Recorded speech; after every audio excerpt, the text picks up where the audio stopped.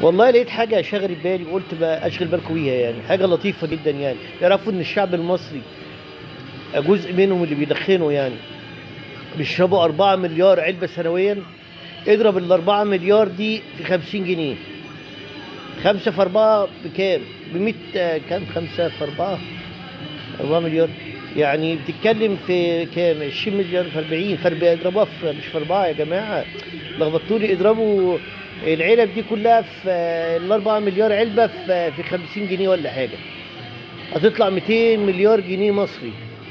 الناس اللي احنا عشان كده ما احنا مش لاقيين ناكل.